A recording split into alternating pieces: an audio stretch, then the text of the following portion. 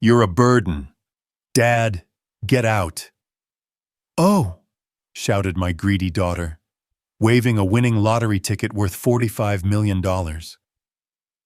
Her husband laughed as he kicked me out of the house I had bought with my own money. I just smiled. Daughter, are you sure you read the name on that ticket? When they looked closer, they started screaming and tearing their hair out.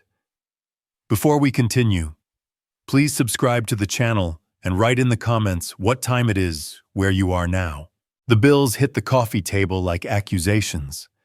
Emily's hand slammed down beside them, sending the electric bills sliding toward my worn armchair. Look at this mess. Her voice cut through the afternoon silence. $350 for electricity, $300 for gas, and that's not even counting groceries. Bradley shifted on the couch without looking away from the television. Some talk show droned in the background, audience laughter punctuating our family drama. The irony wasn't lost on me. Your pathetic $400 isn't even enough for groceries. Emily spun toward me, her face flushed with anger. We're drowning here, Dad, and you just sit there like everything's fine. I folded my hands in my lap, watching her pace between the kitchen entrance and the coffee table. 4 years of this. 4 years since I'd given them everything. The pension covers what it covers, I said quietly. Maybe one of you could finally find a job. The words hung in the air like smoke. Bradley's head snapped toward me, his eyes narrowing. The talk show host's voice filled the sudden silence. Are you saying I'm a failure? Bradley's voice carried that dangerous edge I'd learned to recognize. He pushed himself up on the couch. No longer lounging. I've been looking for work. The market's terrible for sales managers for 3 years. The question slipped out before I could stop it. Emily laughed, sharp and bitter. Right. Bradley's the problem. Not the fact that your Social Security is barely enough to keep the lights on. She gestured at the scattered bills. We need real money, not pocket change from some factory pension. The coffee table between us might as well have been a canyon. These bills, these numbers, they represented more than monthly expenses. They were evidence of broken promises, of sacrifices that had gone unacknowledged. I worked 42 years at that General Motors plant, I said, my voice steady despite the anger building in my chest. That pension supported your mother and me just fine. Well, Mom's not here anymore. Is she? Emily's words hit like a slap. And your little pension doesn't stretch to cover 3 people. Bradley stood up now, his bulk casting a shadow across the coffee table. Maybe you should have thought about that before moving in with us. His tone suggested I'd forced my way into their home rather than been invited. The television laugh track seemed to mock us all. I seem to remember being asked to move in, I said carefully, after I sold my house and helped with your down payment. That was different. Emily waved her hand dismissively. That was 4 years ago. Things change. 4 years. Had it really been that long since I'd handed over the check for $175,000, since Emily had hugged me and promised I'd always have a home with them? Things do change. I agreed. But I haven't. Bradley stepped closer to my chair. Look, old man, we're grateful for what you did back then. But that doesn't mean we owe you free room and board forever. The words stung more than they should have. Free room and board.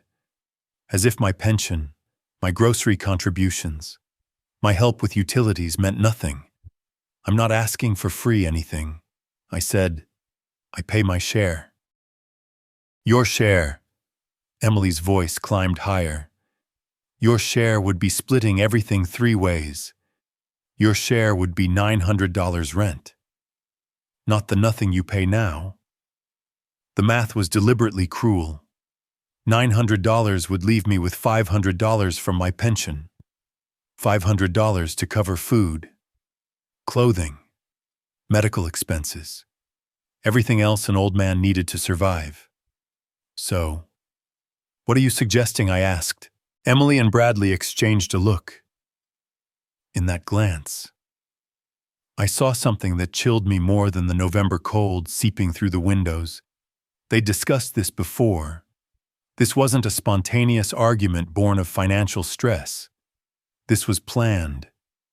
We're suggesting, Bradley said slowly, that you figure out how to contribute more or figure out somewhere else to live. The television audience erupted in applause. Someone had just won something, received something wonderful and unexpected. The contrast felt deliberately cruel. I looked at my daughter, searching her face for any trace of the little girl who used to climb into my lap when thunderstorms scared her. The woman staring back at me was a stranger. I see, I said, but I didn't see. Not yet. I wouldn't see clearly for another few minutes when Emily would thrust 10 crumpled dollars into my hand and send me out into the cold. I wouldn't understand the full scope of their ingratitude until I walked through the streets of Elgin, remembering every sacrifice I'd made for them. Right now, I just felt tired and foolish for believing that family meant something more than a monthly expense report. Well, Emily demanded, what's it going to be? The question hung between us like a sword. Outside, clouds gathered for what looked like the season's first real cold snap. Inside, something equally bitter was settling over our small living room. The silence stretched like a held breath. Emily stood over me, hands on her hips, waiting for an answer I didn't have. Bradley remained by the couch, arms crossed, wearing the expression of a man who'd already won. Finally, Emily made a sound of disgust.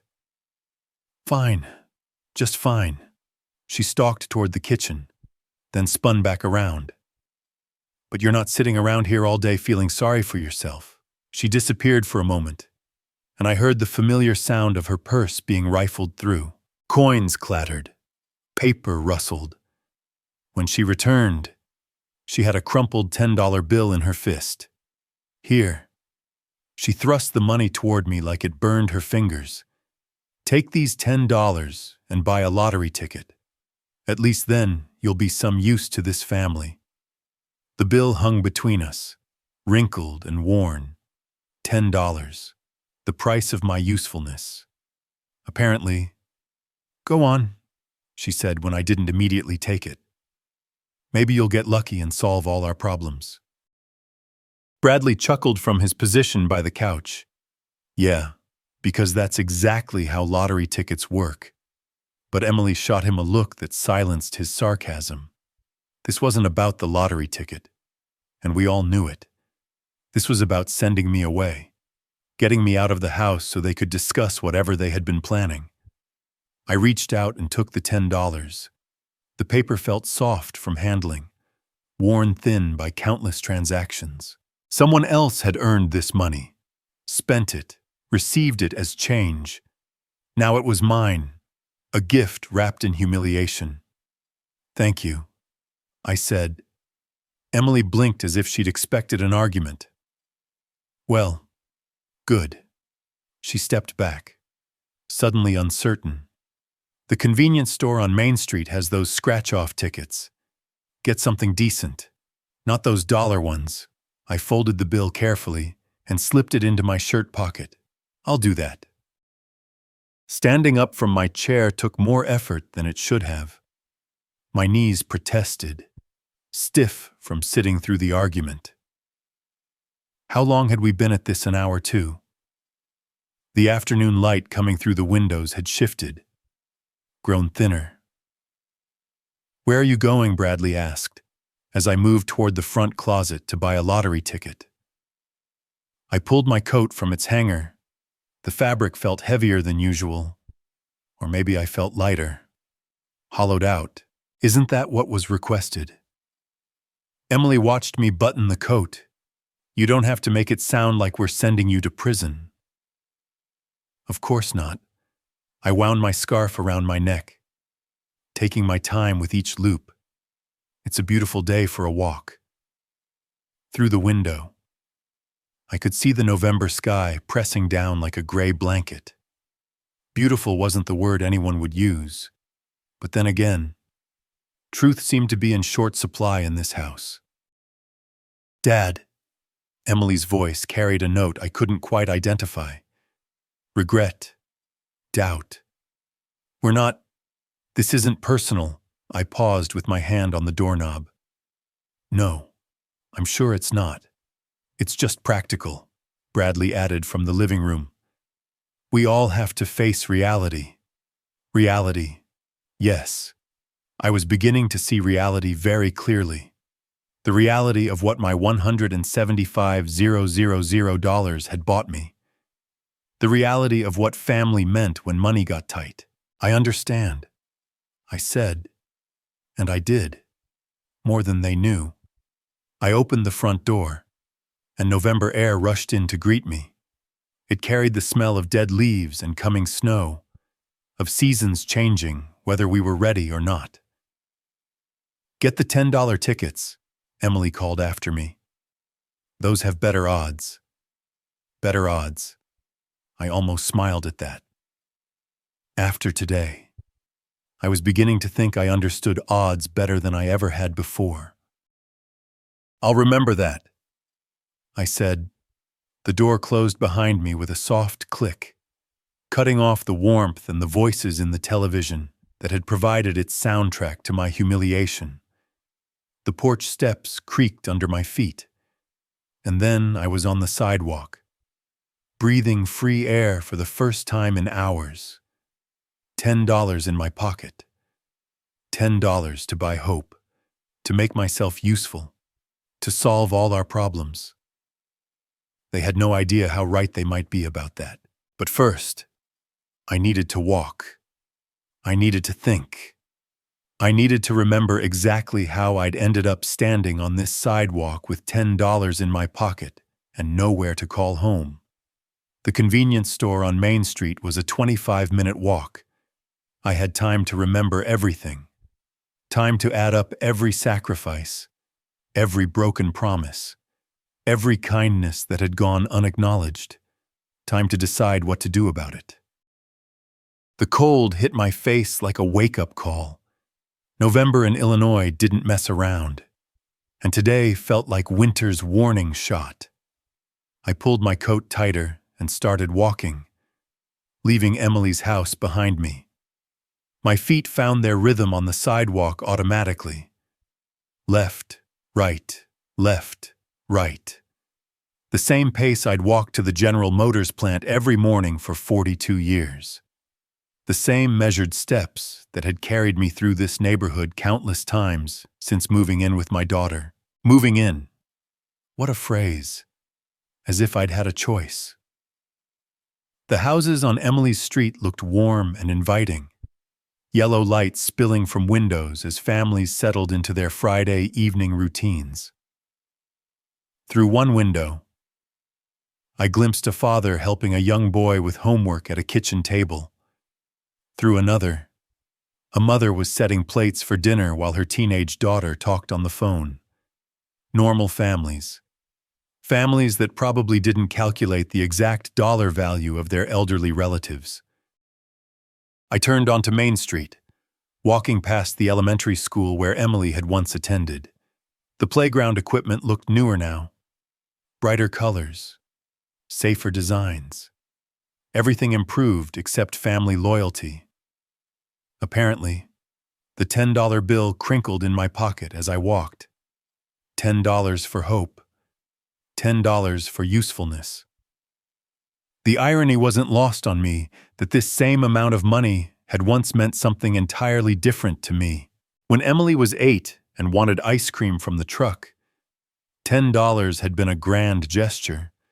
When she was 16 and needed gas money, $10 had been freedom itself.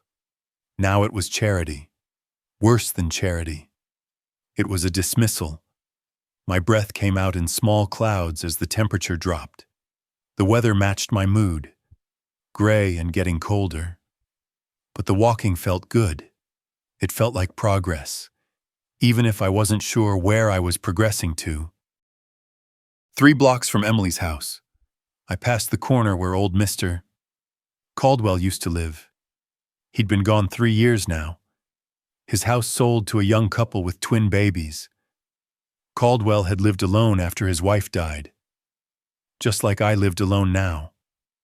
Despite being surrounded by family, the memory hit me without warning. 4 years ago, standing in the kitchen of my own house on Oak Street, the house I'd bought in 1979 where I'd raised Emily, where Eleanor and I had planned to grow old together. The house that had been paid off for 20 years when the cancer took Eleanor. "Dad, you can't live in that big house all by yourself," Emily had said, her voice full of concern I'd believed was genuine. "It's not safe. What if you fall? What if something happens?" Bradley had nodded along, playing the caring son-in-law. "We've got that extra bedroom. You'd be doing us a favor. Really. Help with the mortgage." Help with the mortgage. Even then, it had been about money. The house is worth at least $200,000. The realtor had told me. Maybe more in this market. Location's perfect. Everything's been maintained. $200,000. 39 years of mortgage payments, maintenance, improvements. 39 years of Eleanor's garden. Her careful decorating. Her dreams made manifest in wallpaper and paint colors.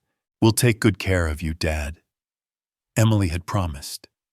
"You'll always have a home with us. Always." What a word. What a lie. The house had sold for $205,000. After fees and closing costs, I'd walked away with $198,000. I'd kept $30,000 for myself. Enough for emergencies, medical bills, maybe a small vacation to see the Grand Canyon like Eleanor had always wanted. The rest, $168,000. I'd given to Emily and Bradley, their down payment on the house where I now lived as an unwelcome guest. "This is so generous, Dad," Emily had cried, actually cried when I had handed over the check. "We'll never forget this. Never." 4 years. It had taken exactly 4 years for never to become never mind. I reached Liberty Park and paused at the entrance. The pond was starting to skim over with ice, and the geese that usually congregated here had mostly moved on to warmer territories. Smart birds. They knew when it was time to go. $30,000. That's what I had left of my life's work. $30,000 and a $1,400 pension that apparently wasn't enough to buy me basic human decency from my own daughter. But it might be enough for something else, something they weren't expecting. I pulled the $10 bill from my pocket and looked at it in the fading light. Such a small thing to represent such a large insult. But sometimes small things could have big consequences. The convenience store was 2 blocks away. I could see its neon sign flickering in the distance, red and blue against the gray sky. Open 24 hours. Always there when you needed it. I folded the bill carefully and put it back in my pocket. Then I started walking again. My steps more purposeful now. I had a lottery ticket to buy. I had a future to secure. And I had some plans to make. The 7-Eleven's fluorescent lights hit me like a spotlight after the gray afternoon. The bell chimed overhead as I pushed through the glass door. And suddenly, I was back in the world of normal people doing normal things. A woman juggled coffee and car keys while her toddler begged for candy. Two teenagers debated energy drink flavors near the cooler. Nobody here knew about family meetings disguised as financial discussions.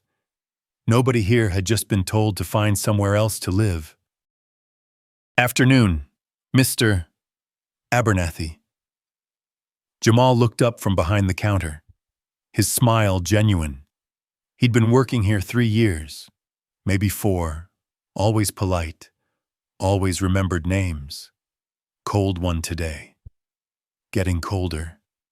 I approached the counter where the lottery display sat like a shrine to impossible dreams. Scratch-offs in neat rows. Powerball and Mega Millions tickets waiting to be printed. Powerball for tonight's drawing. Tuesday's the big one, Jamal corrected gently. $45 million jackpot. You feeling lucky? What an interesting word. Was it luck that had brought me to this moment? Was it luck that Emily had handed me $10 and sent me away like an errand boy? 1 ticket for Emily Whitaker, I said clearly, and 2 tickets for Tristan Abernathy. Jamal's fingers moved across the machine without question, the printer whirring, spitting out 3 slips of paper with their neat rows of numbers. Hope reduced to mathematical probability. Quick pick on all 3, quick pick. Let the machine choose. Let chance decide what numbers might change everything. I pulled out my wallet, feeling the weight of my decision. Emily's crumpled $10 bill went on the counter first. Then I added a $20 bill from my own money, crisp and clean from the bank withdrawal I'd made last week. $30 total, Jamal said. Making change. Good luck to both of you. Both of us. If only he knew. The machine finished printing with a mechanical sigh. 3 tickets, each bearing the drawing date. Tuesday, November 14th, 2023. Each carrying the same impossible odds. The same slim chance of transforming ordinary lives into something extraordinary. I folded the tickets carefully, making sure not to crease the barcodes. Emily's ticket went into my shirt pocket, close to my heart. Like a secret promise, my 2 tickets found homes in my wallet, nestled between old photographs and my Medicare card. Weather's supposed to turn nasty this week, Jamal said, counting out my change. Snow by Thursday, maybe Friday. Good thing I don't have anywhere important to be. The lie came easily. I had the most important place to be on Tuesday night, right in that living room, watching Emily check those numbers, watching her face when she realized what $45 million meant, watching her plan a future that didn't include the burden of caring for an aging father, a future that would never come. The bell chimed again as I pushed back into the November cold. The afternoon had grown darker while I was inside, streetlights beginning to flicker on.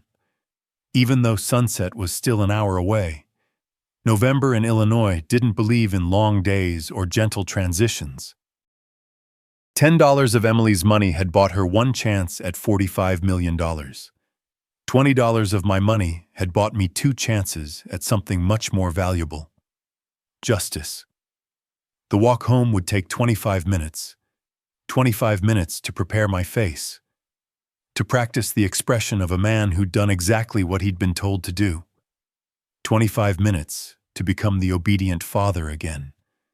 The grateful dependent who'd used his daughter's charity to buy impossible dreams. I pulled my coat tighter and started walking. Behind me, the 7-Eleven's neon sign buzzed in the growing darkness, advertising hope and instant coffee and cigarettes. All the things people bought when they needed something to change their lives. I had what I needed in my wallet now. Change was coming whether they were ready for it or not. The tickets rustled softly against my chest as I walked. 3 pieces of paper that would reshape everything. 3 chances for the universe to deliver exactly the justice that 42 years of honest work and $168,000 in generosity deserved. Tuesday couldn't come fast enough. The front door yielded to my key with its familiar resistance. 4 years of turning that lock, and it still felt slightly foreign, like I was asking permission to enter someone else's space. The warmth hit my face immediately, along with the sound of the television and the smell of whatever Emily was planning for dinner. "That you, Dad?" Her voice carried from the kitchen, casual and dismissive. "Just me."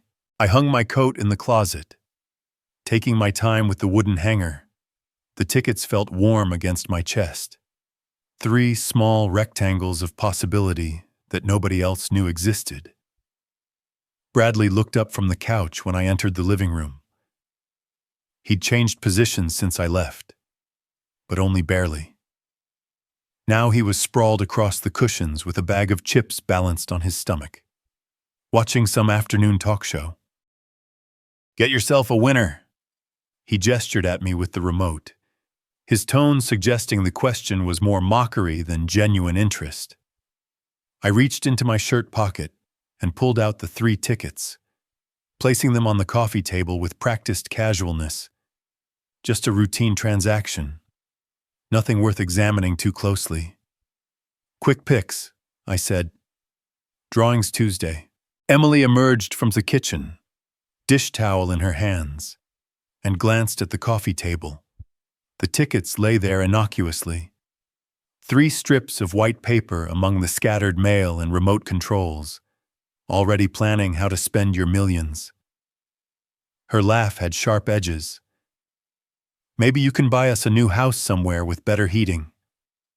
The irony was so perfect it hurt. She had no idea how close to truth her sarcasm landed.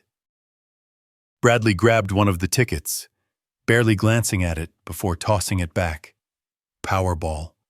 "Huh, what's the jackpot this week? $45 million, I said quietly. $45 million. Emily shook her head, moving toward the window to adjust the curtains. "Just imagine. $45 million and all our problems solved.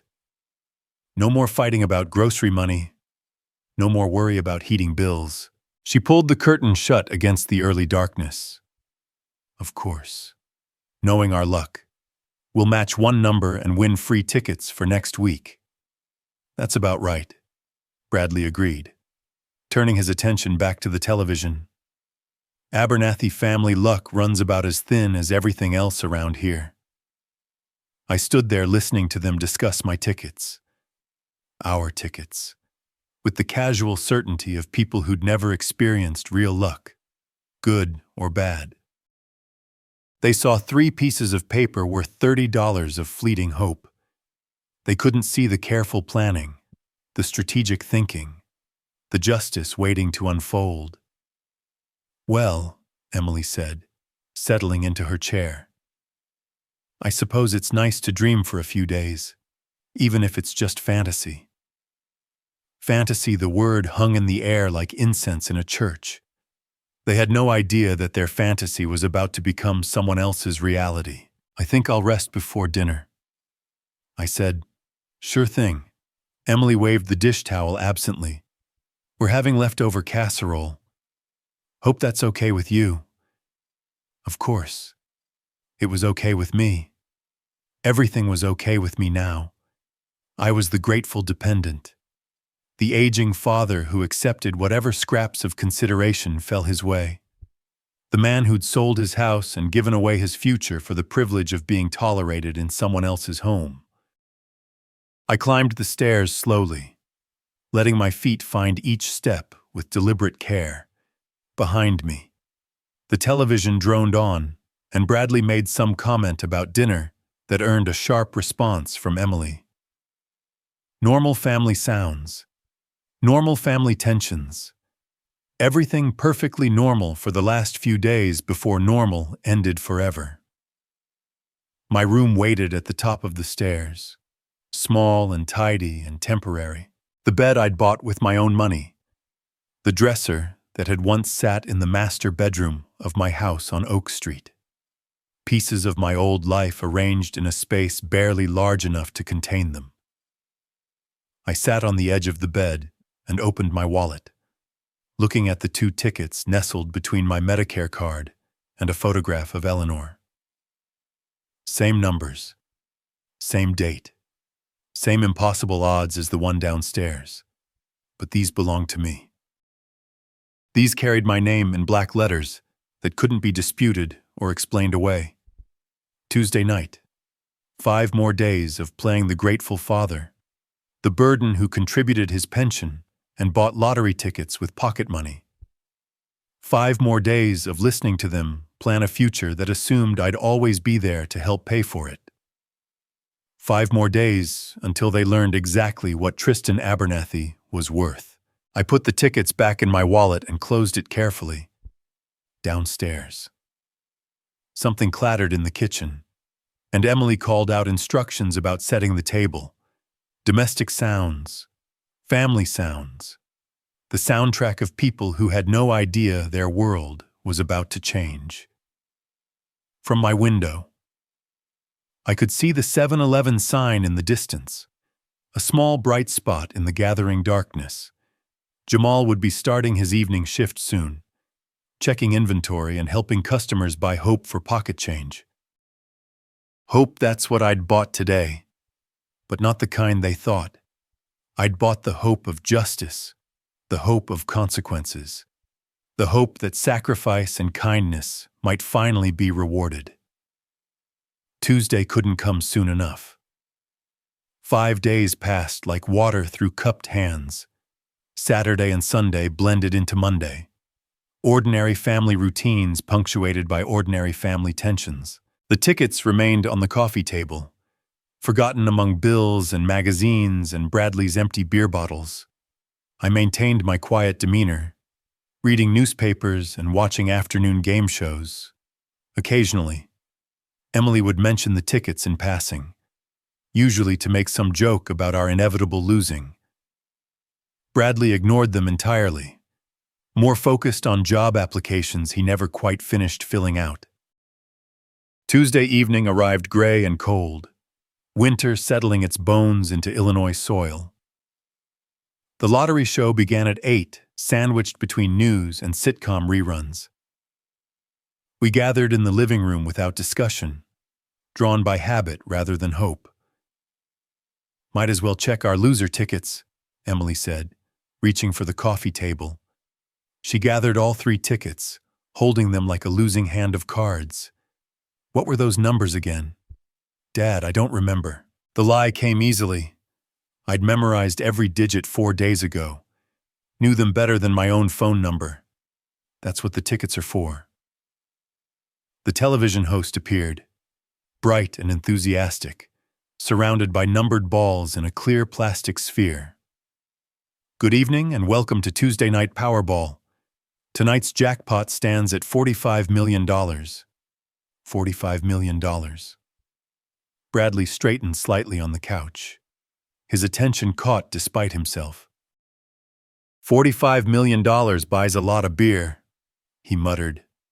Trying to sound disinterested, Emily shushed him, squinting at the first ticket in her hands. "Okay, here we go. Our chance to join the ranks of the newly rich and obnoxious." The sphere spun, balls dancing like excited children. The host reached in with practiced showmanship, drawing the first white ball, 9. Emily glanced at the ticket. 9, well, that's 1. "Don't get excited yet," Bradley said. "It's probably the only one." The second ball emerged from the chaos. 27. 27. Emily's voice carried a hint of interest. "Now we've got 27 too." I sat in my chair, hands folded, watching this performance with the detachment of someone observing a play. The actors didn't know their lines, didn't understand their roles in the drama unfolding. 35. Emily leaned forward, 35, that's 3. Her voice climbed higher. Wait, that's actually 3 numbers. Bradley turned away from the television, suddenly focused. Let me see that ticket. 46, 46. Emily was standing now, ticket shaking in her hands. 4 numbers. We have 4 numbers. The host's voice seemed to echo in the sudden tension. 62, silence. Emily stared at the ticket, her lips moving as she checked and double-checked. Bradley grabbed her wrist, pulling the ticket closer to his eyes. 62, she whispered. We have 62. 5 numbers, Bradley breathed. 5 out of 6 numbers. And now, the host announced with practiced drama, the Powerball. Tonight's Powerball number is 15. The moment stretched like a held breath. Emily looked at the ticket, looked at the television, looked back at the ticket. Her face went completely white. 15, she said, her voice barely audible. The Powerball is 15.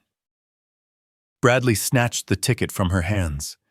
His eyes moved across the numbers like a man reading his own death sentence, then suddenly blazed with wild excitement. Oh my! We won! We won! He jumped up from the couch, the ticket clutched in his fist. $45 million. We're millionaires. Emily collapsed back into her chair, then immediately bounced up again, as if the furniture couldn't contain her excitement. I can't believe it. I actually can't believe it. We won the lottery. They turned to each other, embracing with an intensity I hadn't seen since their wedding day. Bradley spun Emily around the coffee table while she laughed and cried simultaneously. $45 million. She kept repeating. $45 million. We can quit worrying about money forever, Bradley said, his voice thick with emotion. New house, new cars, travel anywhere we want. We can pay off everything. We can buy everything. We can do anything. I watched their celebration with the quiet interest of an anthropologist observing a foreign culture. Their joy was real, their excitement genuine. They truly believed their lives had just transformed from struggle to paradise. Can you imagine Emily turned to include me in their celebration? Her face flushed with euphoria. Dad, can you even imagine $45 million? I nodded slowly. It's quite a sum. Quite a sum, Bradley laughed, a sound approaching hysteria. It's life-changing money. It's never worry about anything again, money. They danced around the coffee table like children, making plans and promises to each other. Emily talked about the house in Florida she'd always dreamed of.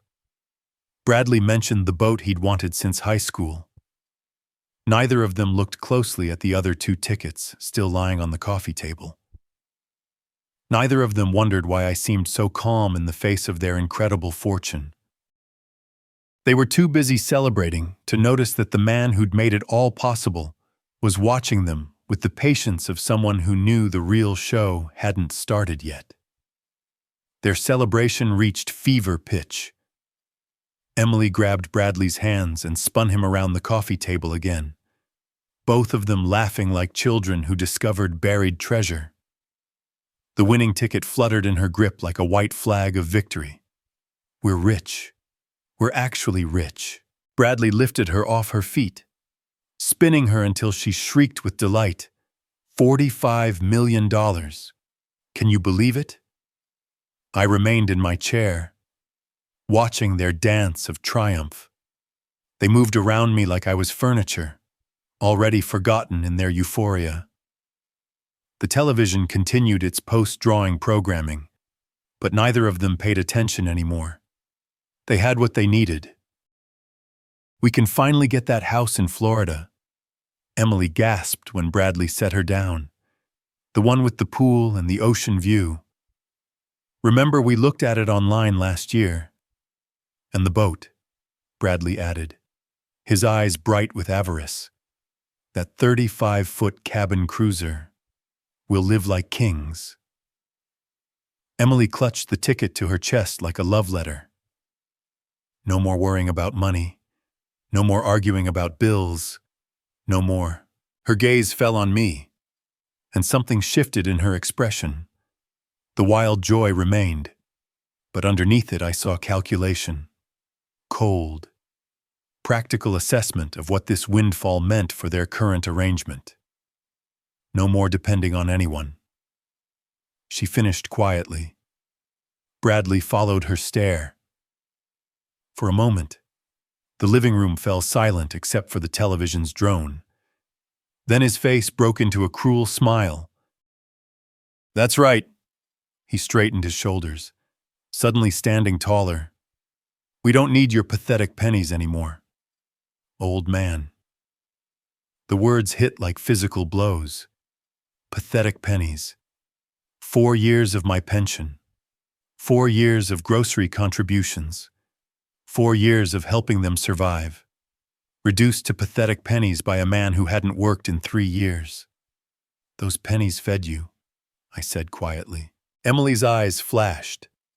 "Fed us your $400 barely covered utilities. We've been carrying you for 4 years. Dad. 4 years of extra food, extra heating costs, extra everything because you couldn't take care of yourself. I sold my house for you." "You sold your house because you couldn't maintain it," Bradley snapped. "Because you needed us to take care of you. Well, guess what? We don't need to take care of anyone anymore." Emily waved the ticket like a scepter. "We're millionaires now. We can afford to live our own lives without supporting dead weight." Dead weight. After 42 years at the General Motors plant. After raising her alone when Eleanor died. After giving them the majority of my life savings. I'd become dead weight. "Pack your bags," Bradley continued, his voice gaining confidence with each word. "It's time you found somewhere else to live." Emily's protest was weak, barely audible. "No. Emily, he heard what we said earlier. We can't afford to keep him here on his pension." "Well, now we can afford not to keep him here." Bradley crossed his arms, looking pleased with his logic. $45 million means we get to choose who lives in our house. Our house, the house they'd bought with my $168,000, had become their house the moment they thought they'd won the lottery. "You want me to leave tonight?" I asked. "Tonight. Tomorrow morning. Whatever." Bradley shrugged. "Point is, you need to go. We've got a new life to plan. And frankly, it doesn't include babysitting the elderly relatives." Emily clutched her ticket tighter. "Dad, you have to understand this changes everything. We can afford to help you find a nice assisted living place somewhere with people your own age." Assisted living. The final insult wrapped in false kindness. They wanted to warehouse me with other discarded family members. Other inconvenient elderly relatives whose children had found better uses for their money. "I understand perfectly," I said, rising from my chair. The simple actions seemed to surprise them. Maybe they'd expected tears, begging, promises to be less of a burden. Instead, I stood with the same dignity I'd carried for 72 years, the same quiet strength that had supported them through every crisis they'd faced. "You understand," Emily blinked, momentarily uncertain. "I understand that $45 million has shown me exactly who you really are." Bradley's face reddened. "Don't try to guilt trip us, old man. We don't owe you anything." "No," I agreed. "You don't." I walked toward the stairs, each step measured and deliberate. Behind me, I heard Emily whisper something to Bradley, but I couldn't make out the words. It didn't matter. Everything I needed to know had already been said. At the bottom of the staircase, I paused and looked back. They stood together in their living room, surrounded by scattered bills and lottery dreams, holding their ticket like a weapon they just used to cut me out of their lives. They had no idea that the weapon belonged to me. The stairs creaked under my weight, each step carrying me away from their celebration and toward the small room that had sheltered me for 4 years. Behind me, their voices rose again in excitement, planning purchases and vacations they'd never take. My bedroom waited in darkness. I flicked on the overhead light, and the space revealed itself in all its modest simplicity. A single bed with the quilt Eleanor had made 25 years ago. A dresser that had once stood in our master bedroom on Oak Street. A small television that barely received local stations. This room had housed a man worth $45 million, and they'd treated him like a charity case. I pulled my old suitcase from the closet. The same leather case I'd carried on my honeymoon with Eleanor 48 years ago. The zipper still worked, though the corners showed wear from decades of modest travel. Bus trips to visit relatives, weekend getaways to Lake Geneva, when money allowed. Packing took on a rhythm of its own. Shirts folded carefully, pants arranged to minimize wrinkles, 4 days' worth of underwear and socks, my diabetes medication, blood pressure pills, the little plastic organizer that helped me remember which pills to take when. The photograph of Eleanor went into the suitcase first, wrapped in a spare undershirt for protection. 46 years of marriage reduced to a 4x6 frame.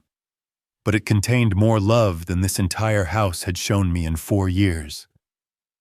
My important documents filled a manila envelope, Social Security card, Medicare information, bank statements showing my modest balance, $30,000. Not enough to live comfortably in retirement, but enough for what I needed to do next. From downstairs came the sound of cabinet doors slamming, followed by Emily's voice. Where did we put that bottle of champagne from last Christmas? They were celebrating. Of course they were celebrating. They thought they'd won their freedom along with their fortune. I sat on the edge of the bed holding my wallet. Inside, tucked between my driver's license and Medicare card, 2 lottery tickets waited patiently. Same numbers as the one they clutched downstairs. Same drawing date. Same $45 million jackpot. But different names. 47 years I'd worked in that factory, breathing metal dust and machine oil, watching younger men get promoted while I stayed steady and reliable on the floor. 47 years of overtime when we needed money for Emily's school clothes, for Eleanor's medical bills, for the 1,000 small expenses that come with raising a family properly. I'd never missed a day unless I was genuinely sick. Never called in because I wanted to go fishing or had a hangover or simply didn't feel like working. When the foreman needed someone for Saturday overtime, Tristan Abernathy raised his hand.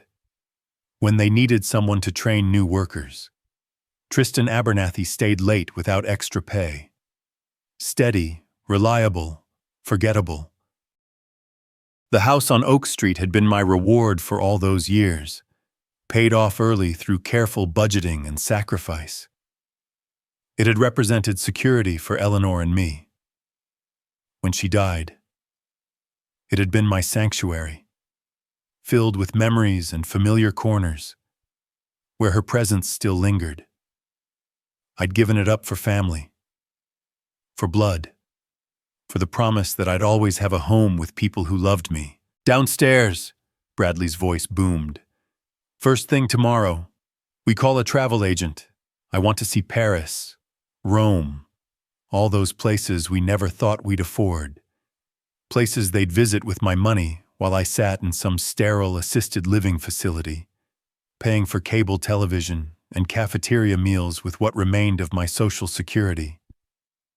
I closed the suitcase and zipped it shut. The sound was final, decisive. The life of grateful, dependent Tristan Abernathy was ending. What came next would be entirely different. A second smaller bag held my toiletries and a change of clothes. Everything else. The furniture I'd bought. The lamp that had been Eleanor's favorite. The books I'd accumulated over 4 years of empty evenings. Could stay. Material things meant nothing now. Justice meant everything. The stairs creaked again as I descended, carrying my 2 small bags. The celebration in the living room had grown louder, more raucous. Someone had found that champagne. I reached the front hallway and set my bags by the door. The same door I'd walked through 4 years ago, carrying hope and gratitude for my daughter's kindness. Tonight, I'd walk through it carrying something else entirely. The truth. Emily stood in the hallway when I reached the bottom of the stairs, champagne glass in one hand, the lottery ticket in the other. She'd been waiting for me, probably to ensure I actually left. Her face was flushed with excitement and alcohol, her smile sharp with victory. "Well, Dad," she said, waving the ticket like a conductor's baton. "I guess this is goodbye. Don't look so sad. This is good for all of us. You'll be much happier somewhere more appropriate for your age." She held the ticket higher, admiring it against the hallway light. Our golden ticket to freedom. $45 million of pure, beautiful freedom.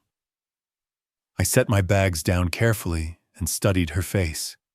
In all the excitement, all the celebration and cruel dismissal, she hadn't actually looked at what she was holding.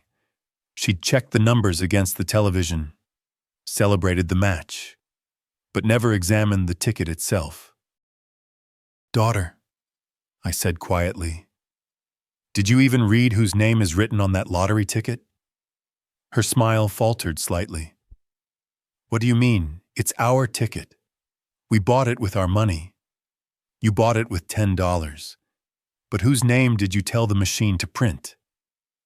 Something flickered in her eyes. Confusion, then the first hint of unease. She lowered the ticket and looked at it closely for the first time since the drawing. Her face went completely white. "Tristan Abernathy," she read aloud, her voice barely a whisper. This says Tristan Abernathy." "That's right." She stared at the ticket, then at me, then back at the ticket. "This can't be right. There must be some mistake." "No mistake. That ticket belongs to me. But I gave you $10. You bought this for us. You gave me $10 to buy a ticket. I bought 3 tickets. 1 for you with your money in your name. 2 for me with my money in my name." I held out my hand. "That ticket you're holding, that belongs to me." Bradley appeared in the hallway, drawn by the change in Emily's voice. "What's going on? Why do you look like someone died?" Emily held up the ticket with trembling fingers. "Bradley, look at this. Look at the name." He squinted at the small print, his champagne-addled brain struggling to process what he was seeing. "Tristan Abernathy. So what, the old man bought it for us?" "No," I said calmly. "I bought it for me with my money in my name, which makes it legally mine." The hallway fell silent except for the sound of their television in the background, still playing to an empty living room. I watched understanding dawn on their faces like a sunrise in reverse, darkness spreading where light had been. "You can't," Emily's voice cracked. "This is ours. We won this. We've been celebrating. You've been celebrating a ticket that was never yours." Bradley stepped forward, his face reddening. "You bought that ticket with money we gave you. I bought 3 tickets. Yours is probably still on the coffee table where I left it with your name on it. And you're losing numbers." "This is some kind of trick," Emily whispered. but her voice carried no conviction. I reached out gently and took the ticket from her suddenly limp fingers. She didn't resist. The paper felt warm from her grip, slightly damp from her champagne-soaked celebration. $45 million, I said, looking at the numbers that matched perfectly with Tuesday night's drawing. That's quite a sum. As you said, enough to buy a nice house somewhere warm, enough to travel, enough to live comfortably for the rest of my life. Dad, wait. Emily's voice was pleading now, desperate. We can work this out. We're family. We can share it. Share it. I folded the ticket carefully and placed it in my wallet next to the two identical tickets that would serve as backup copies. The way we've shared this house, the way we've shared expenses, the way you just shared your feelings about supporting dead weight. Bradley's face had gone from red to purple. You planned this. You set us up. I bought lottery tickets with my own money, just like millions of other people do every week. The fact that I won is just... I smiled, feeling genuine happiness for the first time in 4 years. Lucky. Bradley's footsteps thundered down the stairs like an avalanche. He appeared in the hallway, his face purple with rage, champagne breath preceding him like a warning. What the hell is going on? He looked between Emily's shocked face and my calm demeanor. Why does she look like someone died? Emily held up her trembling hand, pointing at the ticket in my possession.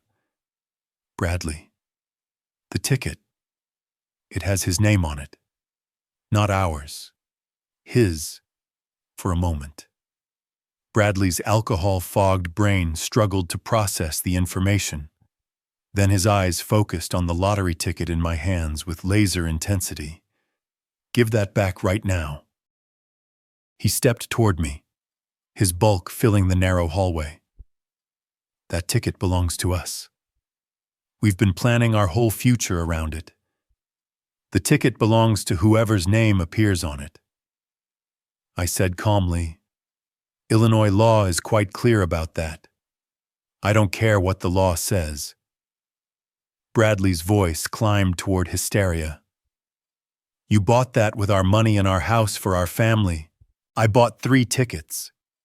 Yours is still on the coffee table with your losing numbers. Bradley's hands clenched into fists. Give back that ticket, old man, or you'll regret it. I took a half step backward, maintaining eye contact. 1 more step toward me, and I'm calling the police for assault and attempted theft. The words stopped him like a physical barrier. His fists remained clenched, but his feet stayed planted. Even through his rage, he understood the implications. You can't do this to us, Emily whispered, tears starting to flow. We're family. We've taken care of you for 4 years, taking care of me. I tucked the ticket securely into my wallet. You just finished telling me I was dead weight you couldn't wait to get rid of. We didn't mean it, she pleaded. We were just excited about the money. We weren't thinking clearly. No, daughter. For the first time in 4 years, you were thinking very clearly. You showed me exactly what I mean to you when you thought you had the power to discard me. Bradley stepped sideways, trying to block my path to the door. You're not leaving with that ticket. We'll call the police ourselves. We'll tell them you stole it. Please do. I reached for my suitcase handle. I'd be happy to show them my receipt from the 7-Eleven along with the security footage of me purchasing 3 tickets with my own money. I'd also enjoy explaining how you tried to physically intimidate a senior citizen into surrendering his legal property. The color drained from Bradley's face. Even drunk, he could follow that logic to its inevitable conclusion. Dad, please! Emily's voice broke completely. We can work this out. We can share the money. You can live here as long as you want. We'll never mention money again. Share. I lifted my second suitcase. The way we shared this house. The way we shared expenses. The way you shared your honest feelings about supporting your aging father. We made a mistake, Bradley said, his aggression crumbling into desperation. People say things they don't mean when they're excited. No, Bradley. People say what they really think when they feel safe enough to say it. Tonight you both felt safe enough to show me your true selves. I moved toward the door, and this time Bradley stepped aside. His fight had collapsed into hollow defeat. "Where will you go?" Emily asked quietly. "Somewhere I'm wanted." I opened the front door, letting November air rush in around us. "Somewhere I'm valued for more than my monthly pension check."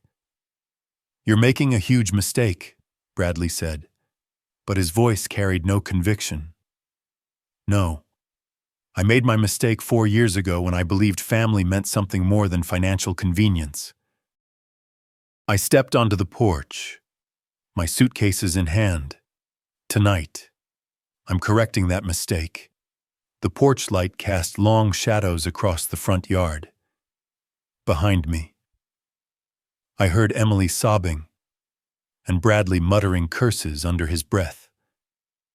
Ahead of me lay the cold November night, and whatever future $45 million could buy. I walked down the driveway without looking back. Their voices faded behind me, swallowed by the darkness that had always felt more welcoming than their false warmth. For the first time in 4 years, I was free. The Motel 6 on Randall Road became my sanctuary that first night. The room smelled of industrial cleaning products and worn carpet, but it offered something Emily's house never had: honest hospitality paid for with honest money. I sat on the edge of the bed, holding the winning ticket under the harsh fluorescent light. 9/27, 35, 46, 62. Powerball 15. Numbers that would transform my remaining years from burden to blessing. Morning brought practical decisions. The Illinois Lottery office in Des Plaines opened at 9:00. By 8:30, I was dressed in my best shirt and jacket, tickets secured in my wallet alongside backup documentation. The lottery building hummed with quiet efficiency. Security guards, government employees, people who process dreams for a living. My caseworker, Sarah, treated me with professional courtesy that felt revolutionary after 4 years of familial condescension. "Congratulations, Mr. Abernathy." She examined my ticket under special lighting, checking watermarks and security features. "Everything appears authentic.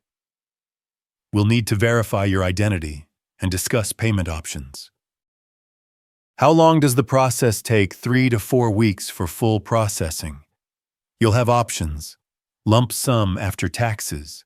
Roughly $28 million or annual payments over 30 years. $28 million. More money than 3 generations of Abernathy men had earned combined." "Lump sum," I said without hesitation. "Smart choice for someone your age. We'll also discuss anonymity options. Illinois allows winners to remain private if they prefer." "Private, yes." I preferred that very much. My phone buzzed constantly those first days. Emily's number appeared dozens of times, followed by Bradley's. I let every call go to voicemail, eventually blocking both numbers entirely. The messages grew increasingly desperate. Emily's apologies mixed with guilt, manipulation. Bradley's threats transformed into pleading. By the second week, they'd recruited neighbors to call on their behalf, people who had no idea what had really happened.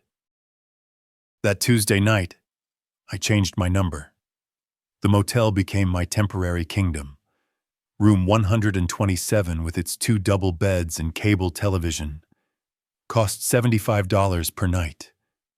For the first time in years, I could afford anything I wanted. But I chose simplicity. Fast food meals, basic cable, long walks around Elgin, While I planned my future, December arrived with the first real snow. Through my window, I watched other travelers come and go: salespeople, construction workers, families in transition, people living temporary lives while seeking permanent solutions. Like me. The lottery called on December 10th. Mr. Abernathy, your funds are ready for transfer. If you could come in tomorrow to finalize paperwork. Of course. That night, I researched houses online. Lake Forest caught my attention immediately. Quiet neighborhoods near Lake Michigan. Upscale but not ostentatious. Places where a retired lottery winner could live comfortably without attracting unwanted attention. Sarah handed me the final check on Thursday, December 12th, $28,200 after taxes. Enough to buy security, comfort, and most importantly, independence. Any plans for the money, she asked politely. Living well, I replied. Finally, living well. The check went into my new bank account that afternoon. The banker, Mr. Harlan, treated me with the deference reserved for significant depositors. No questions about my previous circumstances. No judgments about my modest appearance. Just professional service for a valued customer. Real estate appointments filled the following week. Lake Forest offered elegant options within my budget.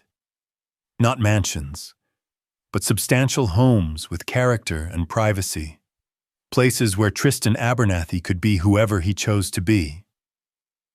I found my house on December 18th, a villa-style home with lake views, mature landscaping, and enough space for a man to think clearly. The seller accepted my cash offer immediately. Closing was scheduled for January 3rd. New Year's Eve found me in the same motel room watching celebrations on television while snow fell outside. Other people celebrated another year survived. I celebrated the beginning of my real life. At 72 years old, I was finally ready to live for myself. January sunshine streamed through the floor-to-ceiling windows of my new living room, casting warm light across hardwood floors that belonged entirely to me. The moving truck had departed 2 hours ago, leaving behind furniture chosen for comfort rather than economy, arranged in rooms spacious enough for a man to breathe freely. Lake Forest suited me perfectly. My neighbors nodded politely during morning walks, respecting the privacy that wealth could purchase. No one here knew about pension checks or family obligations or lottery tickets that had changed everything. Here I was, simply Mr. Abernathy, the quiet gentleman in the villa with the lake view. The kitchen gleamed with appliances I'd only seen in showrooms. This morning I'd prepared fresh coffee in a machine that cost more than a month of my previous grocery budget. The irony wasn't lost on me. I finally had money to eat well, and my appetite had returned for the first time in years. My phone sat silent on the granite countertop. 4 months since I'd changed my number, and the blessed quiet continued. No desperate voicemails, no guilt-laden text messages, no family emergencies that required my immediate financial intervention. Peace had a sound, and it was silence. Mrs. Caldwell from next door had stopped by yesterday with homemade cookies, welcoming me to the neighborhood with genuine warmth. Her husband owned the medical practice downtown, she'd mentioned, and they'd lived here 28 years. Good people, she'd said, referring to our shared neighbors, people who valued privacy and respected boundaries. Respect. What a concept.